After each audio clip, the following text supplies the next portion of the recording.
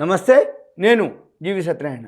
మీకు ఈ ఎపిసోడ్లో ఒక మల్టీ బ్యాగర్, రాబోయే రోజుల్లో పెరగబోయేటటువంటి మల్టీ బ్యాగర్ ఎందుకు ఏమిటి అనేది విశ్లేషణ.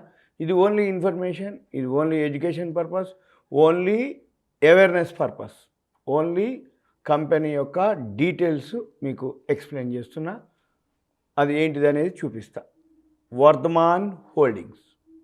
ఈ వర్ధమాన్ హోల్డింగ్స్ ఏదైతే ఉందో మీకు అంటే కంపెనీ ప్రాఫిట్ అండ్ లాస్కి వెళ్తున్న ఫస్ట్ మార్చి 2021లో 130 కోట్లు ప్రాఫిట్ వస్తే మార్చి 2022కి 429 కోట్లు, 13 మూళ్ళు 39, 13 నాళ్ళు 52, 13 మూళ్ళు 39, అంటే నియర్లీ 300%, 3 టైమ్స్ అనమాట. 13 మూళ్ళు 39, 390, ఇంకో 39, అంటే 330% ఉందన్నమాట. అంటే 100% పోయినా ఇంకా 230% గ్రోత్ ఉంది.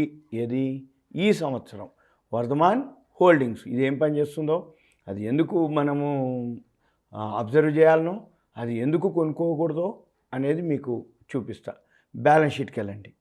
బ్యాలెన్స్ షీట్లో వెళ్తే చాలా చిన్న ఈక్విటీ, షేర్ క్యాపిటల్ అంతా ఓన్లీ 3 కోట్లే. అంటే liquidity, small cap company, liquidity తక్కువ, వాల్యూమ్ తక్కువ, ట్రేడింగ్ తక్కువ.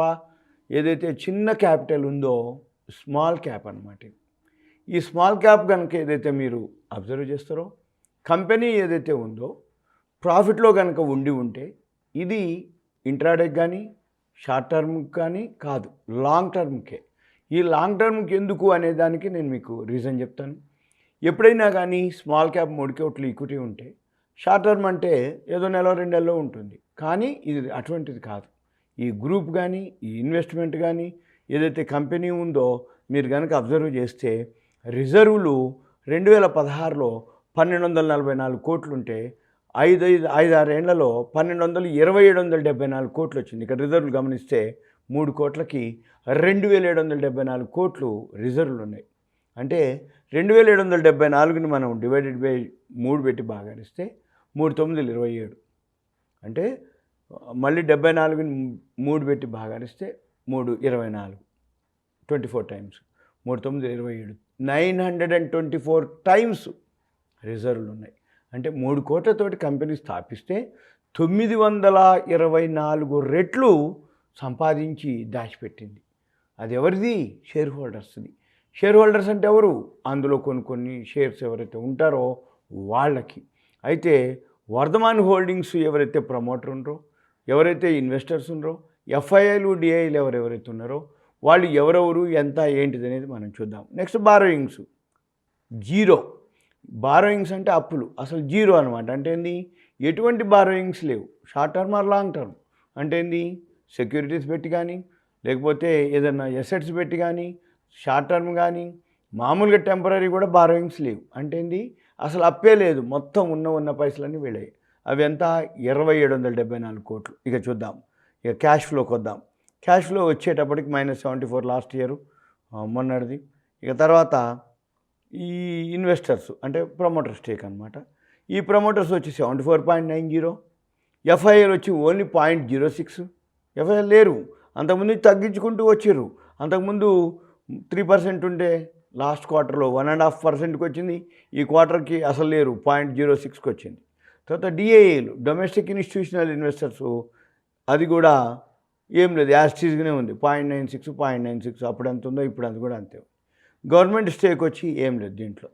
తర్వాత పబ్లిక్ వచ్చి 22.63 ఉంది అంతకుముందు, ఇప్పుడు 24.08గా చూపిస్తుంది. అంటే పబ్లిక్ స్టేక్ కొంచెం పెరిగింది. ఇది సింపుల్గా. ఇక తర్వాత పీర్స్. ఎవరు ఈయనేం పని చేస్తాడు? వర్ధమాన్ హోల్డింగ్స్. పీర్స్ అంటే ఫైనాన్స్ కంపెనీ, అది సంబంధించిన వాళ్ళు. HDFC, AMC, Muthoot finance, Cholamandalam, Bajaj వాళ్ళు. తర్వాత ఎనాలిసిస్ వచ్చేటప్పటికి company is almost debt free. Almost కాదు, zero debt. Stock is trading 0.32 times in book value. Book value మీద ఓన్లీ 0.32 టైమ్సే నడుస్తుందండి. Company is expected to give good quarter. Market value is of investment 2184.91 crore is more than market cap 878.75. తర్వాత ఇక minus పాయింట్లు వచ్చి tax rate సిమ్స్లో Company has a low return on equity, 10.53% for last 3 years. Earnings include income 429.46 crores. ఇది సింపుల్గా. ఇక మనము చార్ట్లోకి వస్తే ఇక్కడ చూడొచ్చు మనం. ఈ చార్ట్లో 4,500 దాకా పోయిండు. ఇప్పుడు మనకి గమనిస్తే ఇక్కడ ఎంతలో ఉండి ఇప్పుడు ఇక్కడ 2,782 ఆ రేంజ్లో ఉండు. వి షేప్లో తిరిగింది గ్రాఫ్. పాజిటివ్ అనమాట. వి షేప్లో తిరిగిందంటే బయింగ్ అర్థం అనుకుంటాం. అయితే 50 DMA 200 DMA కంటే చాలా కింద ఉంది. మనం ఏం చేయాలిగా 200 DMA చూసుకొని ఇక 200 DMA వచ్చి 32.30, 50 DMA వచ్చి 33.26. అంటే ఏంది, ఇప్పుడు ఇది వి షేప్లో తిరిగింది, బయింగ్లో ఉండమని అర్థం. ఒకవేళ 200 DMA 32.30 దాటితే ఇంకా పైకి వెళ్తుందని అర్థం. 50 DMA 33.26 దాటితే ఇంకా పైకి వెళ్తుంది. ఇక ఇవన్నిటికంటే మెయిన్ రీజను నేను మీకు ఇవన్నీ చెప్పడానికి బోనస్ క్యాండిడేట్ ఇది. మామూలుగా ఇవ్వరు, ఎందుకంటే 920 రెట్లు ఉన్నాయి బోనస్, అంటే రిజర్వ్లు. ఏ టైంలో అయినా బోనస్ అనౌన్స్ చేస్తారు. బోనస్ అనౌన్స్ చేసిర్రు అంటే ఆ షేరు ఇక మామూలుగా ఉండదు, పైకి వెళ్ళిపోతూ ఉంటుంది. ఇక తర్వాత మళ్ళీ మనము ఇక్కడ చూద్దాం. ఇక్కడ మామూలు కాకుండా మనీ కంట్రోల్కి వెళ్ళి ఇక్కడ వర్ధమాన్ హోల్డింగ్స్ చూద్దాము. వర్ధమాన్ హోల్డింగ్స్ క్లిక్ చేస్తున్నాం. ఇప్పుడు ఇయర్లీ హై వచ్చి 4,680, ఇయర్లీలో వచ్చి 2,385. ఇక్కడ మార్కెట్ క్యాపిటల్ చాలా చిన్నది, 887 కోట్లు అంతే, సింపుల్. ఇక పిఈ రేషియో వచ్చి 2.07, సెక్టార్ పిఈ వచ్చి 33. అంటే ఇంకా 16 రెట్లు పెరుగుతుందా అని చెప్తుంది. 16 రెట్లు అంటే ఇక మీరు ఆలోచించండి ఆ షేరు ఇంకా ఎంతవరకు పోవచ్చు అనేది. అంటే దానికి గమ్యస్థానం అంటే స్పీడోమీటర్లో సపోజ్ హై స్పీడోమీటర్ 34 అనుకుంటే 2లో ఉన్నాం మనం, 34 వరకు పోవచ్చు అని చెప్పటం. ఇక బుక్ వాల్యూ వచ్చి 8,569.17 ఉంది book value. Price by book value 0.33 అంటే బుక్ వాల్యూ మీద 33 పైసలకు దొరుకుతుందని అర్థం. ప్రైస్ బై బుక్ వాల్యూ చూస్తే 33 పైసల్లో ఉంది. పిఈ సెక్టార్ పిఈ చూస్తే 16 రెట్లకు ఉంది, అంటే పిఈ తక్కువ ఉంది, అంత తక్కువలో ఉంది. అంటే 16 రెట్లు ఉందంటే రూపాయి వస్తువు అంటే 16% దొరుకుతున్నట్టు. 16.96 అంటే రూపాయి వస్తువు 6 రూపాయలకు దొరుకుతున్నట్టు, 6 పైసలకు దొరుకుతున్నట్టు. రూపాయిది 6 పైసలకు దొరుకుతున్నట్టు. ఫేస్ వాల్యూ 10 రూపాయలు ఉంది. ఇది ఏ టైంలో అయినా స్ప్లిట్టింగ్ చేసినా పెరుగుతుంది, ఏ టైంలో అయినా బోనస్ స్ప్లిట్టింగ్ కూడా చేయవచ్చు వాళ్ళు. అది 3 నెలలు పట్టవచ్చు, 4 నెలలు పట్టవచ్చు, 6 నెలలు పట్టవచ్చు. కానీ స్ప్లిట్టింగ్ బోనస్ అయిందంటే ఇది మామూలుగా పెరగదు, అంత పెరిగే అవకాశాలు ఉన్నాయి. ఇక బీటా 0.80, లిక్విడిటీ వచ్చి చాలా తక్కువ జరుగుతుంది. వాల్యూమ్ ఓన్లీ 532 జరుగుతున్నాయి. అంటే వాల్యూము ఉండదు. ఎవరైతే కొనుక్కోదలుచుకున్నారో లాంగ్ టర్మ్కే కొనుక్కోవాలి, లాంగ్ టర్మ్కే ఉంచుకోవాలి. 532 ట్రేడ్ అవుతున్నాయి కాబట్టి రేట్లో వేరియేషను, ఫ్లక్చువేషన్ ఎక్కువ ఉంటుంది. కొనాలంటే హై రేట్ పెట్టి కొనుక్కోవాలి, అమ్మాలంటే లో రేట్లో అమ్మాలి. కానీ లాంగ్ టర్మ్కి 5 షేర్లు 10 షేర్లు అట్లా కొనుక్కొని పెట్టుకోదలుచుకున్న వాళ్ళు లాంగ్ టర్మ్కి పెట్టుకొని ఉండాలి, హోల్డింగ్లో అనుకోవాలి. పేరులోనే హోల్డింగ్ ఉంది, మీరు కూడా హోల్డ్ చేయాల్సిందే. ఎవరికైతే ఈ స్క్రిప్ట్లో ఎంత ఓపిక ఉంటే అప్పుడు అన్ని పైసలు వస్తాయి.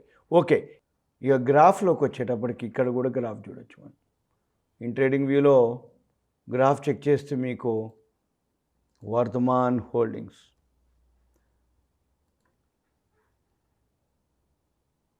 ఇది 2782లో ఇప్పుడు ఉంది. ఇది సింపుల్గా మీకు ఇన్ఫర్మేషన్ మాత్రమే. ఈ ఇన్ఫర్మేషన్ మీకు ఒక ఐడియా కోసం మాత్రమే. ఇది only education purpose, knowledge purpose అంతవరకే.